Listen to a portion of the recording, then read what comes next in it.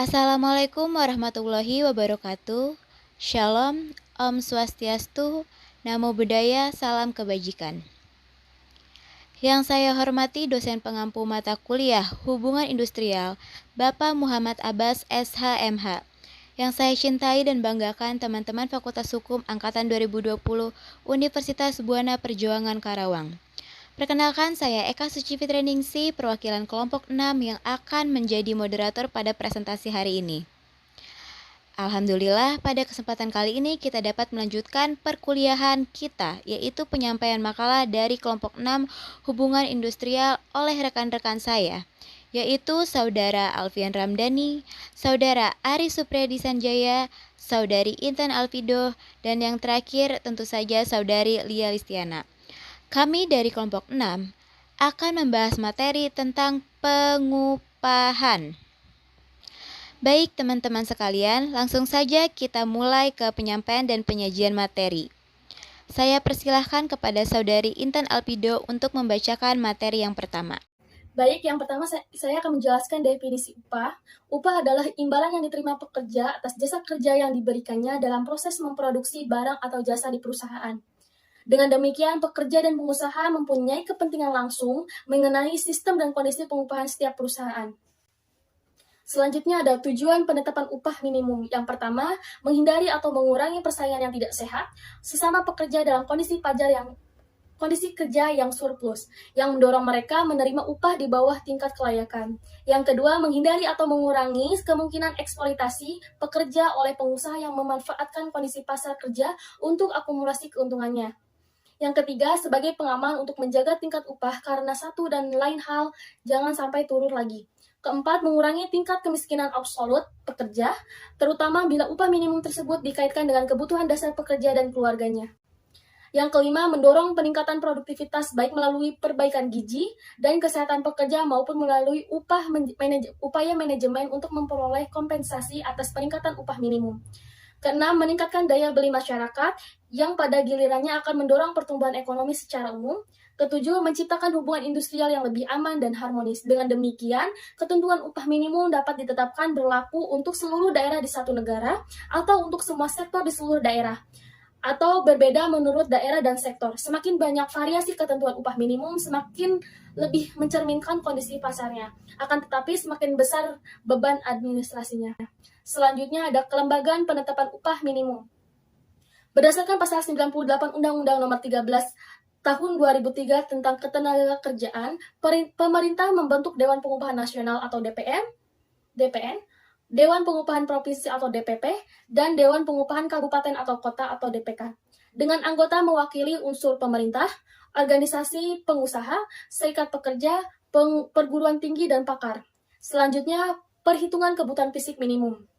Sebagaimana diuraikan sebelumnya, DPP, DPK, dan Dinas Ketenagakerjaan setiap 3 bulan melakukan survei pasar dan menghitung kebutuhan fisik minimum per bulan bagi seorang pekerja lajang atau PL, suami dan istri atau KU, keluarga dengan seorang anak atau K1, keluarga dengan 2 orang anak atau K2, dan keluarga dengan 3 orang anak atau K3. Selanjutnya akan disampaikan oleh rekan saya.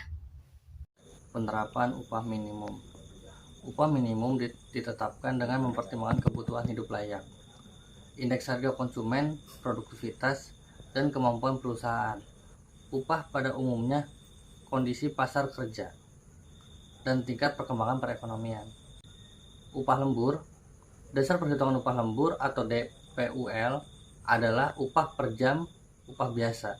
Upah yang digunakan sebagai DPUL terdiri dari komponen yang terkait langsung dengan pelaksanaan tugas pekerja, yaitu upah pokok, tunjangan jabatan, tunjangan kemahalan, dan nilai catu atau upah natura dari pekerja sendiri.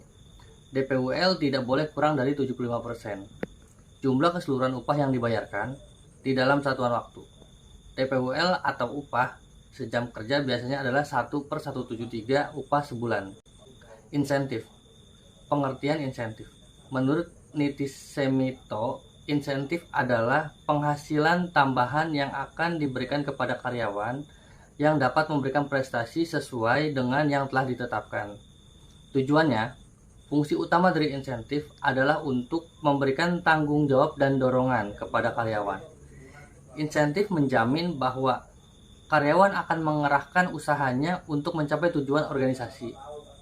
Sedangkan tujuan utama pemberian insentif adalah untuk meningkatkan produktivitas kerja individu maupun kelompok. Bentuk-bentuk insentif. Yang pertama, piecework, upah potong. Kedua, production bonus atau bonus produksi. Ketiga, commission atau komisi. Keempat, maturity curve. Kelima, merit rise. Keenam, non-monetary incentive. Ketujuh, executive incentive.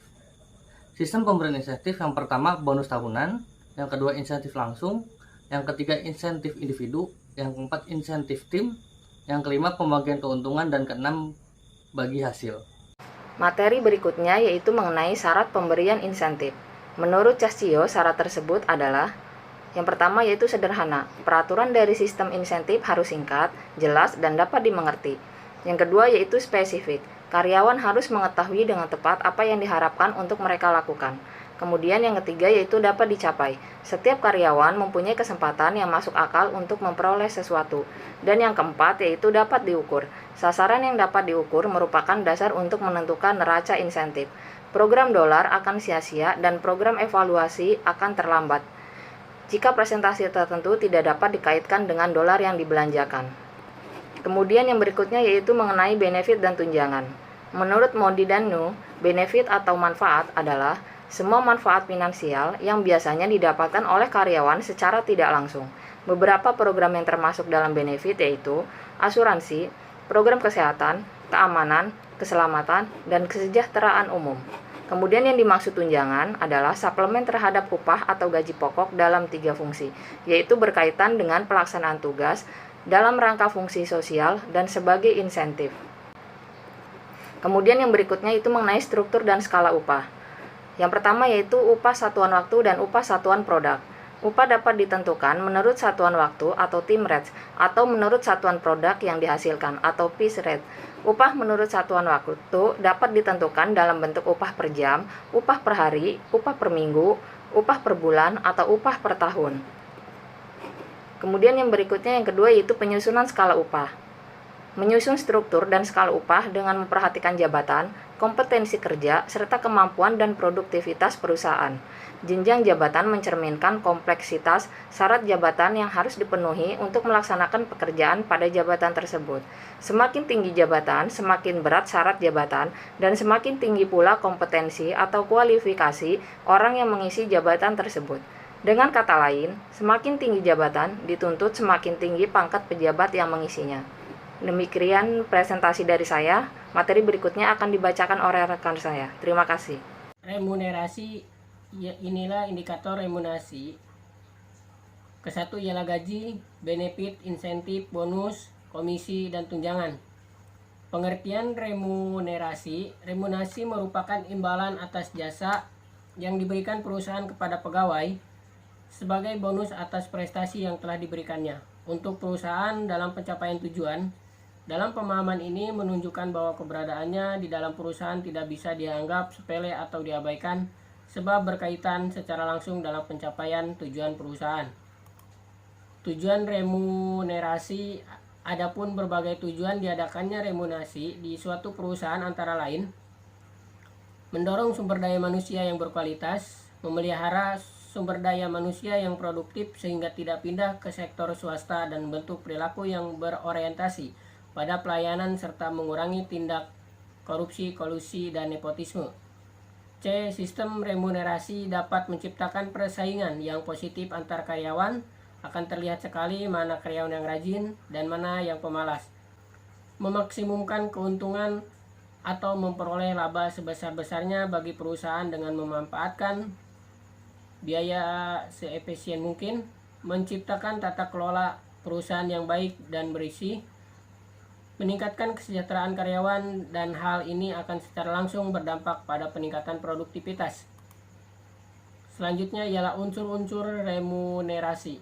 Ada 2 unsur dalam remunerasi, diantaranya unsur kompensasi dan bonus.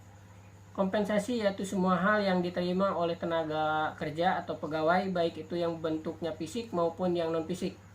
Hal ini dapat dihitung dan dapat diberikan kepada tenaga kerja dan biasanya kompensasi tidak dikenakan biaya pajak.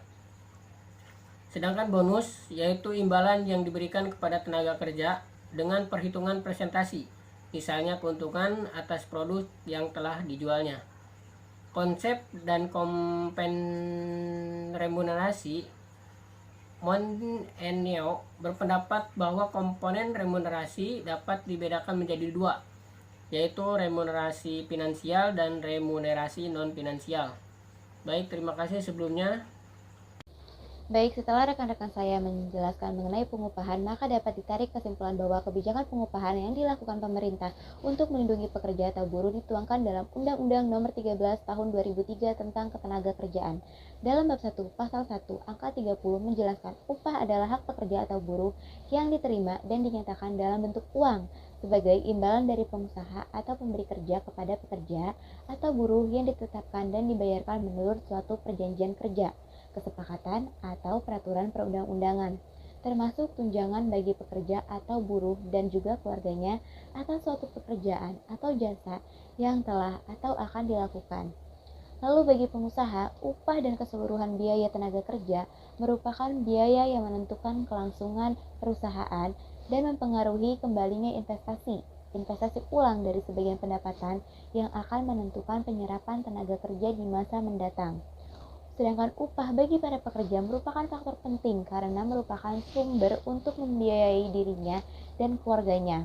Lalu bagi pemerintah, upah merupakan variabel ekonomi makro seperti inflasi, kesempatan kerja, pengangguran, pemerataan pendapatan, dan pertumbuhan secara umum. Terima kasih kepada kelompok 6 atas penyampaian materinya yang sangat luar biasa. Selanjutnya akan memasuki sesi tanya jawab yang akan dilaksanakan di forum diskusi pada mata kuliah Hubungan Industrial. Dan video presentasi kelompok 6 selesai sampai di sini.